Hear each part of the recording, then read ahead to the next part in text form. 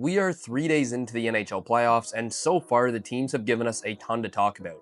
So I wanted to do a quick overview of what has gone on so far around the league, starting with Game 1 of the playoffs, which was Winnipeg versus St. Louis.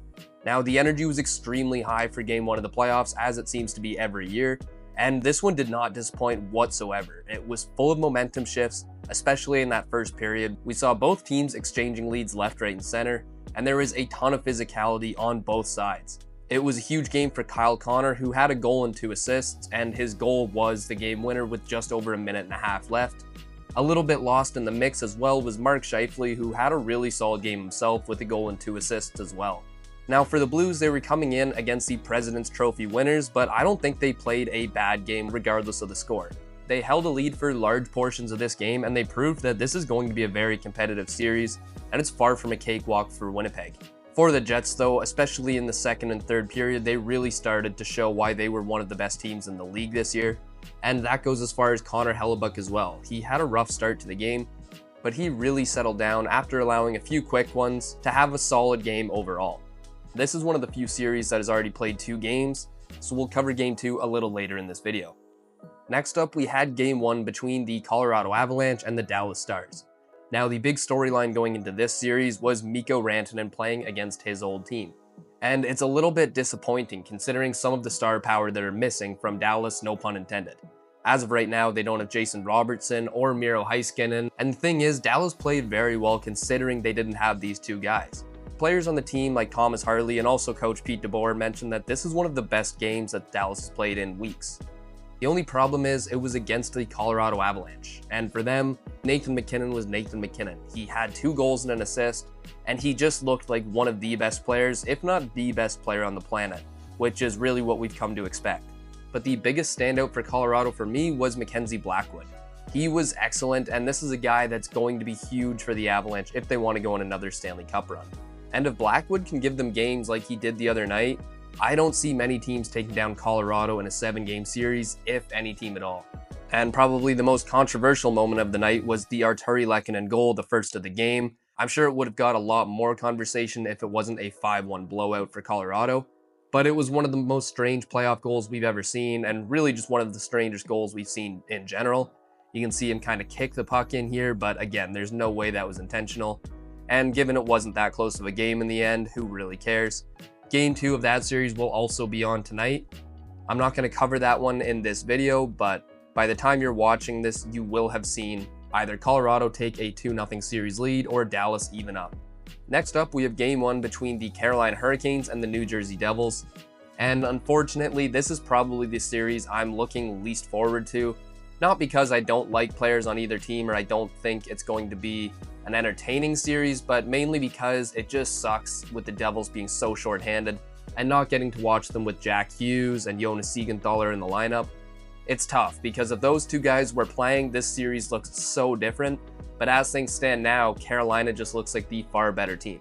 And unfortunately, that is the storyline with this one. The Devils are just so unlucky injury-wise, and things did not get any better in this game. Really, it just went from bad to worse. I'm sure you've seen Jacob Markstrom taking out his teammate Cody Glass with a slash, but it sounds like it's more week to week, and Brendan Dillon was in the same boat going down with an injury, although it sounds like he could come back to the series.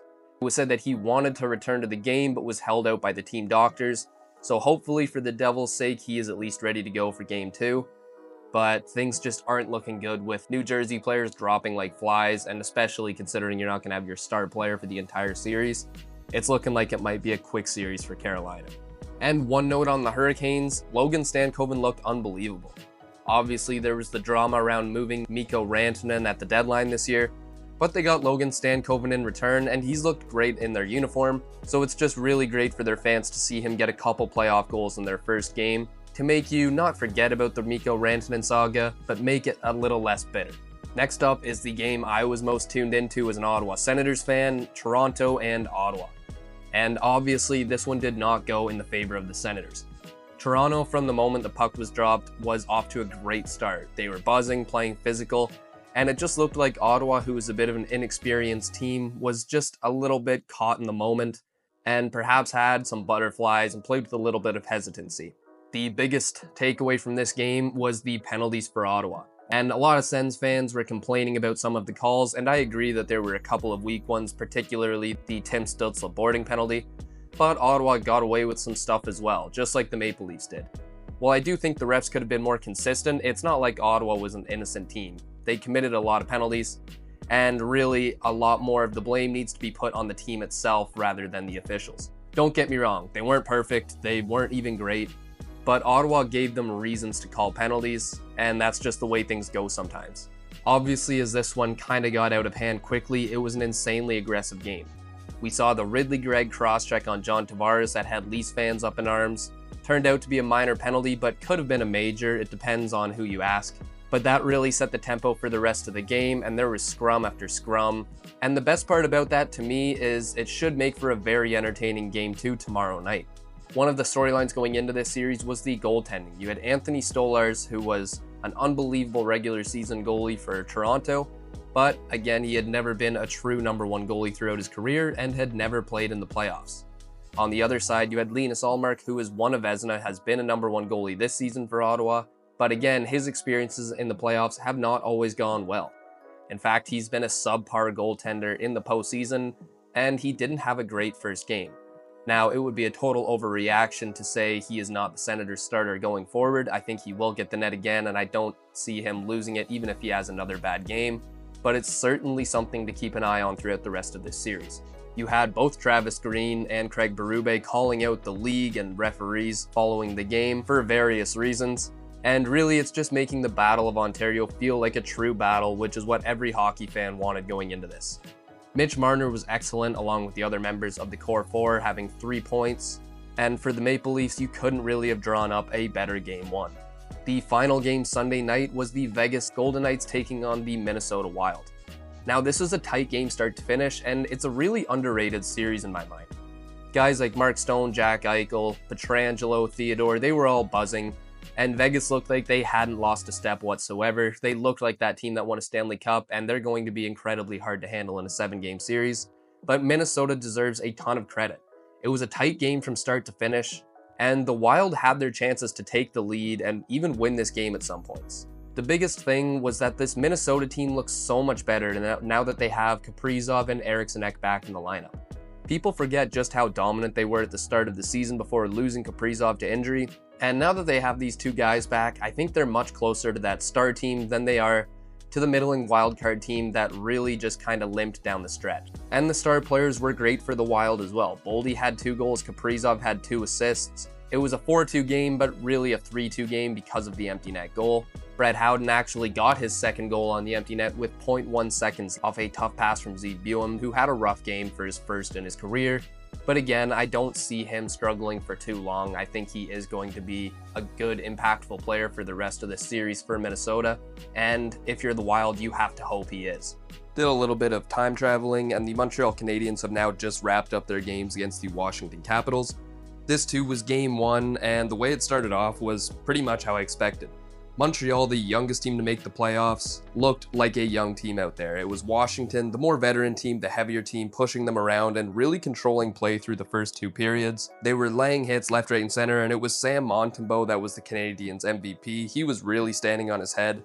And outside of a few performances, I felt Josh Anderson was playing well. Caden Gouldy was having a good game. But really, it was the Caps that controlled the majority of play until the 3rd period, and then on a power play we saw Cole Caulfield get the Habs on board, and from there they just took over momentum-wise. With about 5 minutes left, it was Nick Suzuki tying up the game, and we had our first game of the Stanley Cup playoffs going to overtime, and who else to get a goal except the guy with the most in NHL history. Alex Ovechkin got his second of the game in overtime to win the game for Washington. Finally, the other game, which I spoke a little bit about earlier, Game 2 between the Winnipeg Jets and the St. Louis Blues.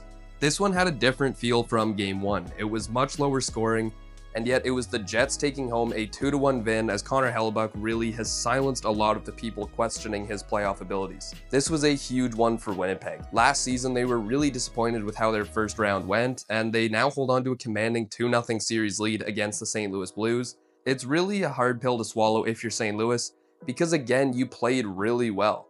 It was a really hard game. We saw a couple massive hits on Jordan Kyrou, specifically from Logan Stanley and Luke Shen. But regardless, the Blues were battling through, and especially Kyrou was battling through, but they just weren't able to solve Hellebuck and get that tying goal to force overtime. It's going to be really interesting now to see if St. Louis can get some games at home to try and even this series back up.